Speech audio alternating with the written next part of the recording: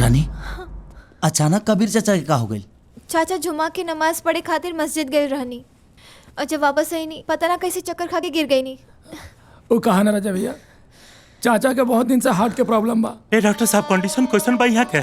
इनकर बहुत स्थिति खराब बा, जल्दी से इनकर घर वाला के बुला के भेंट करा दीजा।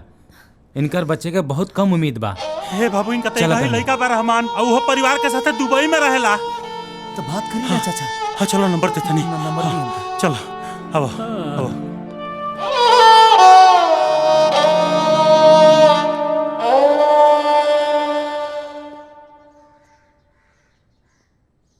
हेलो रहमान। हाँ कहिए। तोहरा अब्बा के बहुत सीरियस तबीयत खराब बा। क्या? तू जैसे भी हो सके तू जल्दी इंडिया वापस आ जा।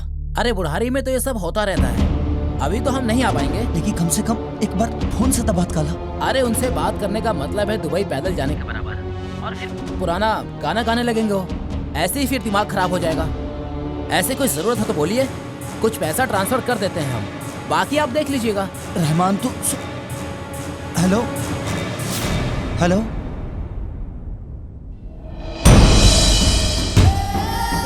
राजा की बुलाओ जल्दी। चाचा राजा भैया, कबीर चाचा का होश आ गई। कहाँ? लेकिन बार बार अपना बेटे का बुलाओ के जिद करता है। ठीक बा, तू कबीर चाचा के देखा।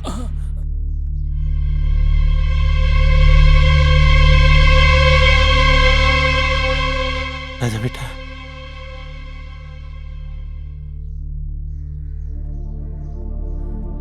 कहीं नहीं, कहाँ? आओ तड़े।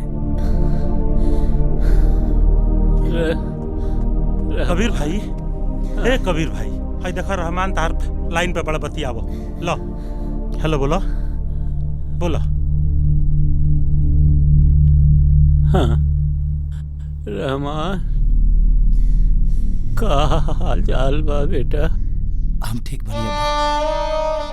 अरवा कैसन बनी अब्बा? हम ठीक बानी। अरवा थन को चिंता मत कर, हम कल आवता नहीं अब्बा, पूरा परिवार के साथ। हमरवा के कुछ न होके दे अब्बा। खुदा हाफिज बेटा। खुदा हाफिज अब्बा। का कबीर भाई हैं? खुदा हाफिज।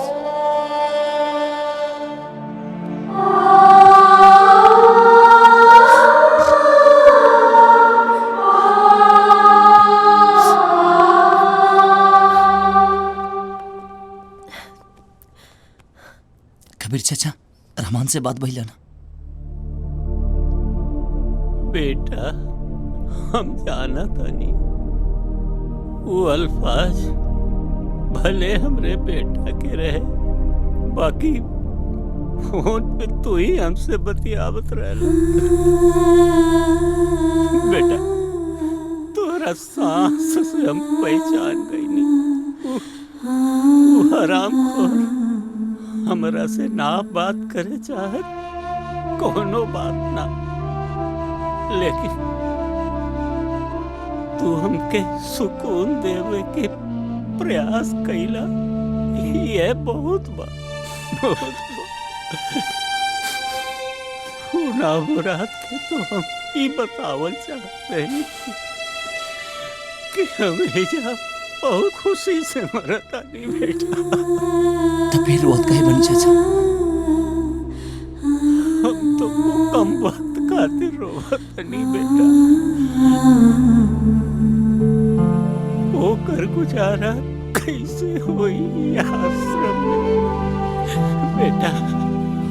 ये 70 साल की उम्र में कुछ दिन हम खुशी से जियल वाली, वो जब से तू हमरा जिंदगी में आइला, तू हमके हर एक खुशी देला बेटा, जो जौन कौन हो आशा ना कईनी, वो जिंदगी तू देला हमके, खुदा बन के आइला हमरा जीवन में। तू हमरा बेटा से बढ़ के बड़ा बेटा।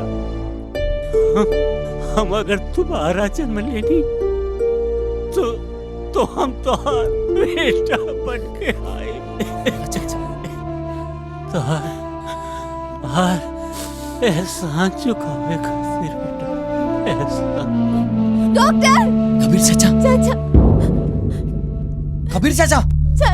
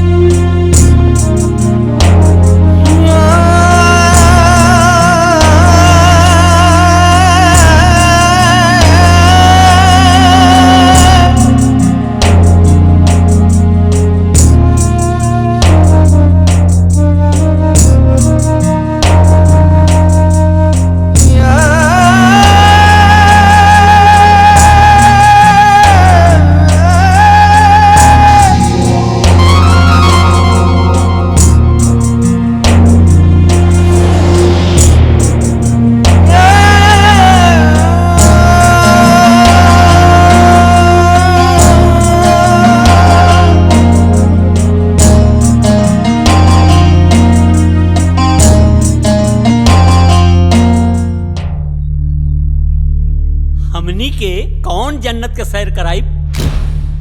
तू मुसलमान हुआ? इन्ना लिल्लाहि व इन्ना